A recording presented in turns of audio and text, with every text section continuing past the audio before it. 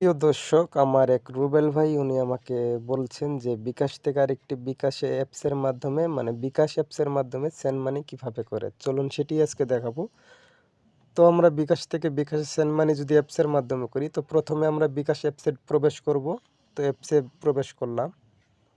তো অ্যাপসে প্রবেশ করার পর আপনাদের যে পিন কোডটা আছে সেই পিন কোডটা দিয়ে দিবেন। তো আমি আমার পিন কোডটা দিয়ে নিচ্ছি।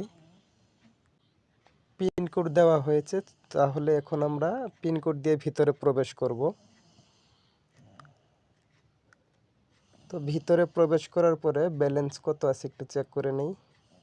তো যাই হোক, আমার মাত্র 31 টাকা ব্যালেন্স আছে, তো সেটি আমি আপনাদেরকে দেখাবো। তো যদি কেউ সেন্ড মানি করেন, আপনারা বিকাশের যে প্রথম যে অপশনটি আছে এখানে দেখতে পাচ্ছেন, এই যে সেন্ড মানি এখানে লেখা আছে। তো উপরের যে প্রথম যে অপশনটি আছে বাম পাশে, সেই প্রথম অপশনটিতে টাচ করলাম। তো করার পরে এখানে যে বিকাশে আপনারা সেন্ড মানি করবেন সেই বিকাশ নম্বরটি এখানে তুলবেন প্রথমত। তো আপনাদের দেখানোর জন্য আমি একটা নাম্বার তুলে নিচ্ছি, সেটি বিকাশ কিনা তাও জানি না, তো আমি শুধু একটা নাম্বার উঠালাম। তো উঠাই এখন এখানে আপনাদের অ্যামাউন্ট দিবেন, কত টাকা সেন্ড মানি করতে চাচ্ছেন। ধরেন আমি 500 টাকা সেন্ড মানি করব। তো 500 টাকা এখানে উঠালাম, উঠানোর পরে এই তীর চিহ্ন এখানে টাচ করে দিলাম।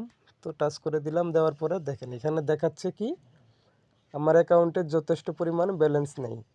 তো যদি ব্যালেন্স থাকতো, এখানে যে আমি 500 টাকা উঠালাম, উঠানোর পরে যে তীর চিহ্ন চাপ দিলাম, তারপরে শুধু পিন কোড দিবেন।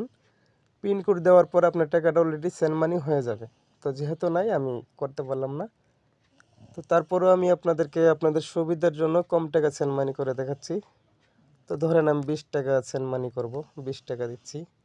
দেখছেন 20 টাকা দেওয়ার পরে কিন্তু 20 টাকা আমার ব্যালেন্স রয়েছে, এই তারপরে পিন কোড চাচ্ছে।